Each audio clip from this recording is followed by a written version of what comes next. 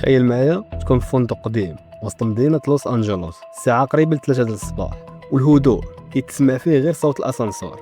بنت عمرها 21 عام داخلة كتجري، كتبان خايفة بزاف، كتشوف اللور وكتهضر مع شي واحد ما بينش في الكاميرا، وكتضغط على جميع أزرار الأسانسور بشكل غريب. هذا الفيديو حقيقي وتصور قبل دقائق فقط من اختفائها، ومن بعد أيام غادي يلقاو الجثة ديالها في مكان مستحيل تقريبا توصل ليه بوحدها. ولكن السؤال اللي حير العالم كامل، اش وقع لإيلي سلام؟ واش كانت هاربة من شي واحد؟ واش فقدات عقلها؟ ولا كاين شي سر مخبي لداخل ديال داك الفندق المرعب؟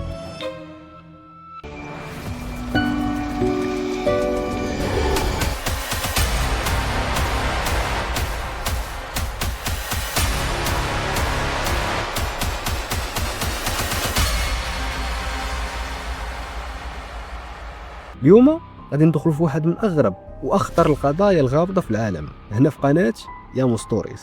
اجي نعرفوا بعدا شكون هي إيلي سلام.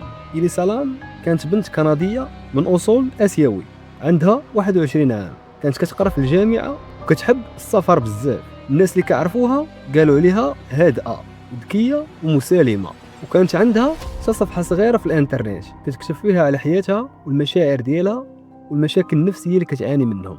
إليسا كانت كتعالج من الاكتئاب وكانت كتاخذ ادويه نفسيه بانتظام، ولكن بالرغم من هذا الشيء كانت كتحاول تعيش حياتها بشكل طبيعي. في يناير 2013 قررت تسافر بوحدها لامريكا، وكانت هذه اول رحله طويله ديرها بوحدها. في الاول كلشي كان عادي، كانت كتنشر الصور، كتزور اماكن جديده وكتبان فرحانه، ولكن ما كانتش عارفه ان هذه الرحله غادي تولي اخر رحله في حياتها. إليسا اختارت تنزل في واحد الفندق مشهور في لوس أنجلوس سميتو سيسيل اوتيل، ولكن هذا الفندق ماشي عادي. هذا الفندق عنده واحد التاريخ اسود، وقعت فيه جرائم قتل، انتحارات، اختفاءات غامضه، وحتى بعض القتلة المتسلسلين سكنوا فيه.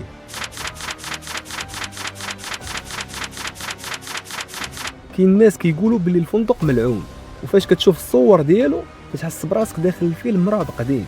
مرات مظلمه، الحي خطير، والناس اللي كيسكنوا فيه غريبين. لكن إليسا ما كانتش عارفه هذا الشيء كامل. في الايام الاولى كانت الامور عاديه، ولكن من بعد بداو المشاكل. البنات اللي ساكنين معاها في الغرفه مشاو كيتشكاو للاداره، قالوا باللي إليسا ولات كتتصرف بغرابه، مرات كتهضر بوحدها، ومرات كتفيق في الليل وهي خايفه، ومرات كتبان كتشوف شي حاجه ما كيشوفها حتى واحد. الاداره قررت تنقلها الغرفه بوحدها، ومن هنا القصه غادي تبدا تدخل الرعب الحقيقي. نهار 31 يناير 2013، هذا النهار كان اخر مره يشوفوا فيها إليسا حيه. واحد العامل في المكتبه قال باللي جات عنده عاديه، كانت كتشري الكتب والهدايا لعائلتها، يعني ما كانتش كتبان شخص باغي ينتحر.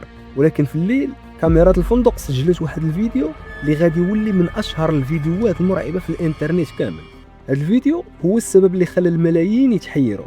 إليسا دخلت الاسانسور بسرعه كبيره بحال شي واحد كيهرب، بدات كتضغط على بزاف ديال الازرار بطريقه عشوائيه، لكن الاسانسور ما تحركش. من بعد بدات كتشوف البر بخوف، كتخرج وكتدخل وكتخبى في الزاويه، وفجاه بدات كتحرك يدها بطريقه غريبه بزاف بحال شي واحد كيهضر مع شخص قدامه، لكن الكاميرا ما ورات حتى واحد. المشكله اللي حيرت الناس، علاش باب الاسانسور بقى محلول هذا الوقت كامل؟ لان في الحاله العاديه خاصو يتسد مباشره. كاين اللي قال ربما شي واحد كان واقف برا، وكاين اللي قال إليسا كانت كتشوف شي حاجه غير طبيعيه. هذا الفيديو انتشر بسرعه كبيره، والناس بداو يديروا تحليلات مخيفه بزاف.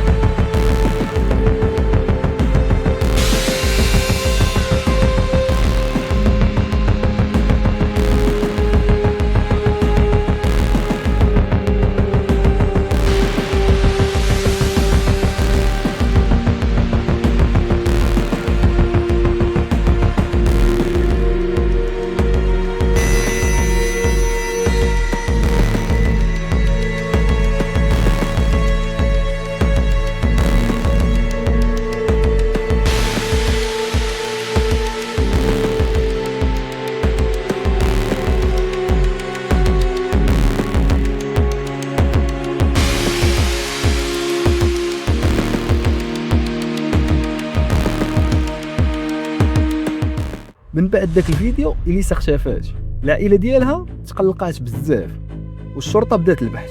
قلبوا الفندق كامل، السطح، الغرف، الممرات، ولكن ما لقاو والو. الغريب ان ما كان حتى اثر ديال العنف، بحال الا تبخرات. الايام دازوا، القضيه ولات ترند في امريكا كامله، ولكن المفاجاه الكبرى مازال ما وصلاتش.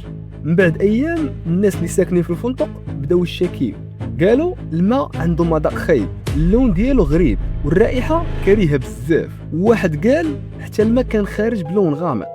الاداره طلعت تشوف المشكل فوق سطح الفندق، وتماك لقاو الصدمه الكبرى. داخل واحد الخزان كبير ديال الماء كانت جثه اليسا لام. وهنا بدا الرعب الحقيقي.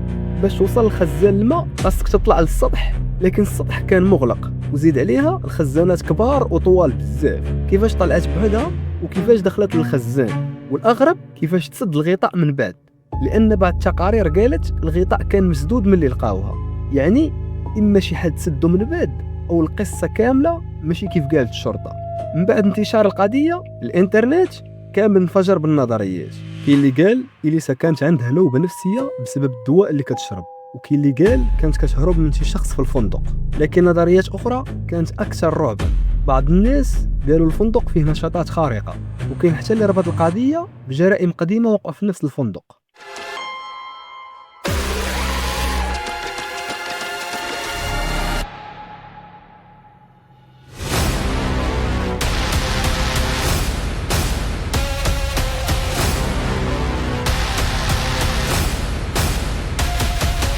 Downtown.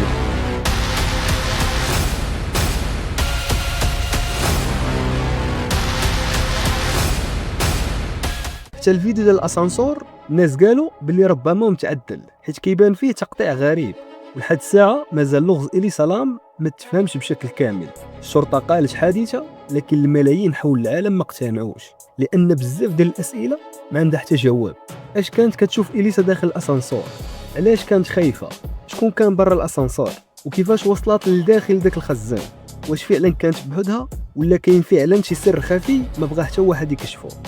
الى عجبك الفيديو دير لايك واشتراك في قناه يامو ستوريز، لان القصص الجايه غادي تكون اغرب وارعب من هذه بزاف. وانا بغيت نعرف الراي ديالك، واش كتصدق الروايه الرسميه ولا كاين شي حاجه خايبه وقعت في داك الفندق؟ كتب لي رايك في التعليقات، ونشوفكم في حلقه جديده.